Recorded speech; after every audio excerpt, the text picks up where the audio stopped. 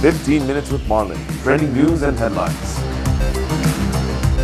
Hey guys, welcome everybody to 15 Minutes with Marlon, and this is episode number 6, and today we're going to talk about refinancing, how you can climb the ladder to your success, and looking at how COVID's impacting cities and municipalities across the country. All right, so we're going to get started. The rush to refinance multifamily properties continues. Okay, so right now is probably the best time to refinance all sorts of properties. Money is being printed and it is extremely cheap. The government is giving out massive amounts of loans. However, you need to make sure, okay, that your properties are in a position that you can refinance them. Okay, so right now, never been a time like this before. Look guys, I'm looking at multifamily refinancing rates under, right, 2.5%. Think about that, under 2.5%.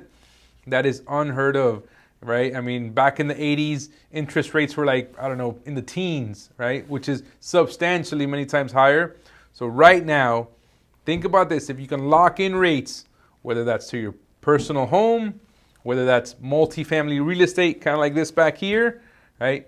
If you can lock in at really cheap rates, sub 3, sub 2.5, I mean, as low as you can possibly go, now is the best time. Because it's like they're giving you money to go ahead and refinance, right? Look at those transaction costs though, because in any refinance, there's transaction costs, right? So all I would say is look into those transactional costs and try to negotiate them down. But when you have rates at 2.5%, 3%, 3.5%, anywhere in that range, move forward. Refinance your house if you can, refinance your existing multifamily assets, refinance. Now, in the multifamily sector, that's where we're seeing massive amounts of push to refinance. We're not seeing that in hospitality. We're not seeing that in retail. We're not seeing that in a lot of other asset classes. It may be occurring, but the government backs most of these larger commercial real estate transactions.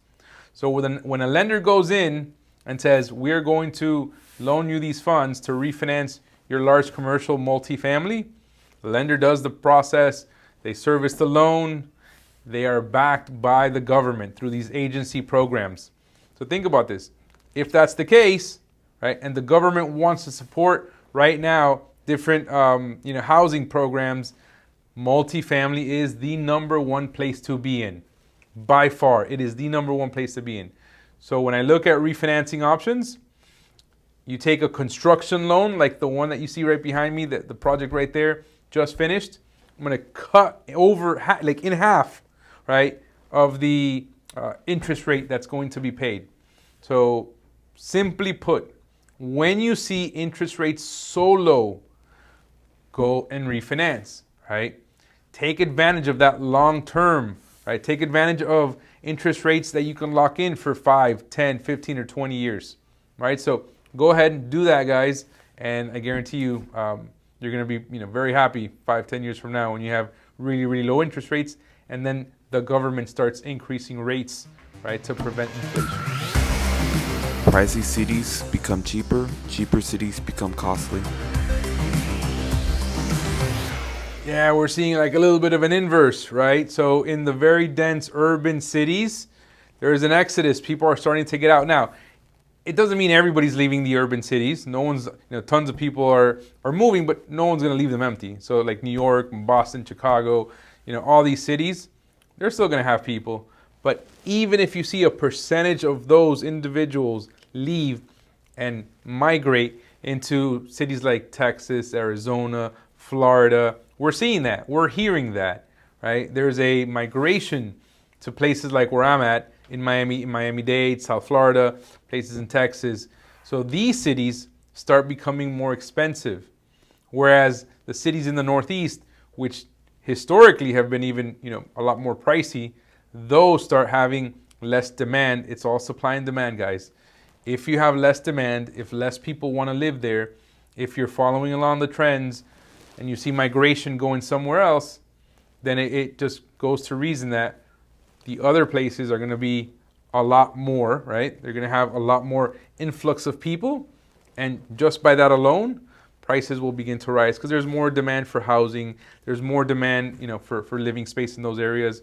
So, and right now that there hasn't been a whole heck of a lot of, buildings that are coming online, as we kind of navigate the next couple of months over into next year, those prices will continue to rise, right? Right now, they kind of remain flat, maybe a slight little dip, but you'll see in these other cities, right, like Texas, like Arizona, like South Florida, right, where the weather's great, people want to look at, being able to go outside. You're going to start seeing, and in some of these homes, right, some of the town homes, people are going to move into that, or at the very least have them as a second home, and price is going to go up. So that's just, pretty typical for the way this works. Again, you're not going to see a complete crash in New York or Chicago or anything by those standards, but you do see some of these trends where, prices will certainly decrease, somewhat over time. All right, guys, what else we got today? What is the best way to find deal during these times? All right, the best way to find a deal, the best way to find a real estate, property, real estate location, site, anything you want to get involved. The best way to do that is hopefully you'll have cultivated your relationships months before, right? Because right now, right, I get the phone calls when they say, hey, somebody needs to offload a property. Somebody needs to sell something very, very quickly. I got a phone call today saying, hey, Marlon, you know what? This guy has a property. He's moving out. He needs to sell. Can we close a deal? It's 250 units. It's a couple $1,000,000. How do we make this transaction move very fast, right? Those are relationships that have been cultivated over time. So if you've done your part in cultivating relationships, you're going to be the one that they're going to call. Now, if you're starting brand new and you don't have any relationships, now's the time. Now's the time because there's not a lot of things going on outside. There's not a lot of places that you can go out and spend your time, doing other things. So now's the time to get on the Zoom calls. Now's the time to get on the phone. Now's the time to send the emails. Now's the time to really build up, right? Build up your network. Connect with people. Before, people would say, hey, let's get together and let's meet. And then have to set something up for, 3 or 4 weeks from now, see if everybody connect. And then that didn't work. And the meeting didn't happen. And then it's another 3 or 4 weeks later. Now, it's a lot faster, right? So even the friction cost in meeting with somebody. So say the person you want to meet with is extremely busy. Well, what are you going to do? Invite them for coffee? You're going to go pick their brain and spend a little bit of time with them.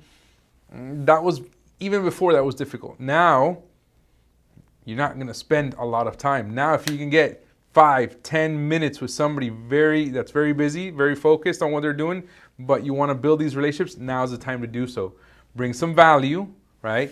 Bring some insights, bring something to them, right? So they'll give you and they'll trade you those 5 to 10 minutes and be able to have that discussion. So you build your network, right? And you get a chance to meet more people and just organically grow.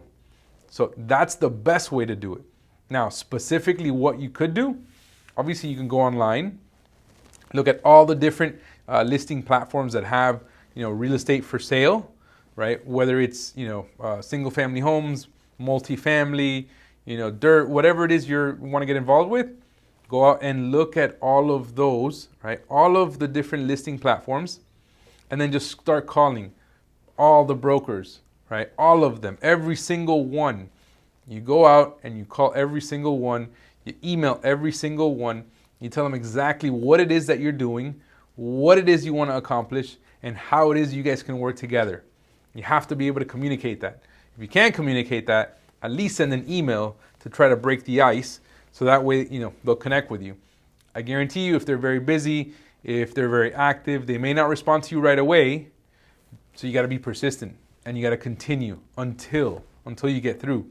But you will get through eventually, because even the most busiest brokers on the other side, agents on the other side, they want to do deals and they want to expand their network. So everybody wants to expand their network to do more deals and more transactions, right? So those are some of the simple things you can do right from the beginning. Now, if you don't know what questions to ask, right? How do you find a deal? And you're starting very, very, basic level, and you need to go through a little bit of an education to understand the basics, right? You don't need to become a guru in real estate to be able to get started, but you do need to understand the basics because listen, if we don't speak the same language, right, in our business, how are we going to communicate? So it's all about communicating, right? I'm going to tell you the one of the things that I would do, and one of the things that I did, I would take a glossary, right? I would take, dictionary that said real estate terms. And I every day looked through a dictionary term when I was very young. What was this? Oh, okay, I see what the word survey is. I see what title work means. I see what, NOI stands for. I see what IRR means. So you took that, and you read through it. A lot easier now with videos and, online things. But, you can do that with a simple book from anywhere, and you take it and you read through it and you learn the basic simple things, right? Once you do that, then you're going to be able to communicate a lot more effectively and understand what the other side is saying. And then the next thing I'll tell you is just jump and do it. Pick up the phone, send the email, get on the Zoom call, and just try. The worst thing that somebody's going to do to you on the other side is say, hey, listen, you're wasting my time. I'm not going to deal with you. That's fine. Lived it, know it, no problem. You keep going, right? As you build your database, things will get much better for you. You'll get access to more deals. You'll learn more, and it all comes together. All right, guys, next question. How do I climb the investment ladder in real estate? How to climb the investment ladder, right? Simply put, you got to start at the bottom, and you got to take one step at a time, one rung at a time.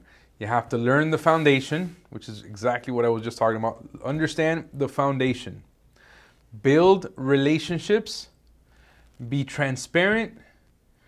Share as much as you can. Don't worry so much what they're going to say about you. Don't be afraid if you're going to get it wrong. Go out and try. Do, execute, and repeat. Simple steps every single day. It's like brushing your teeth, right? You have to do it every single day. You have to do it consistently, right? And you have to show results. So whether you're working for a company, whether you're going to be working for yourself, results may take you some time to get, but you have to take small steps every single day. They're going to help you get towards that top of the ladder, right? So whether it's in the corporate ladder or whether it's your own self-imposed ladder, right? Some of us have that. We're looking at reaching the highest possible level. If that's what you're looking for in business, then they're self-imposed.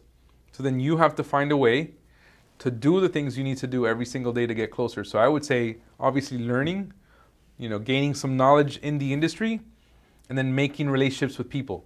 That is first and foremost. The more relationships that you can make, the more you can connect with others, the more helpful, the more of a person of value you can become. Go work for free. Go give people your time, especially in the beginning. Think about this for a second. In the beginning, you might be a nobody, a completely nothing, right? You're like tiny, minuscule in the world of business is what I'm saying, right? You're a somebody, of course, but in the world of business, you're an unknown. And you want to get to the top and you want to be the best. Well, the only way that's going to happen is by taking that one step to learn the right knowledge, right? Learn the right skills, and then going out and executing and failing every single time and not worrying about that outcome. Because you're going to continue going forward. And that's it. I mean, that's all you do. Every single day, build a process where you do A, B, C, and D, and then you repeat again the next day. And you do that many, many times again over the course of the next few months. In the next few years, you may have an opportunity to actually get somewhere. All right, guys, what else we got today? When is it okay to buy a $1 million house? When is it okay to buy $1 million house? When is that okay? Listen, you will know when it's okay. Because if you have to think about it, if you have to stretch for it, if you have to pay for it out of your own pocket, that's not the right time. The right time is when you have enough investment capital that will pay for your mortgage, right? directly out of that invested capital, right? The actual, right? Not the actual principal, but the actual interest that you're going to receive, right? The dividends. That which you're going to receive, that's what you're going to go ahead and pay, your mortgage. So don't do it out of your own pocket. So until you have enough investable income and enough investable cash, you're going to have to wait, and then you'll know. All right, guys. Be well. Take care. It's with Marlon. Hope you guys have a great day. Keep moving forward. 15 minutes with Marlon. Trending news and headlines.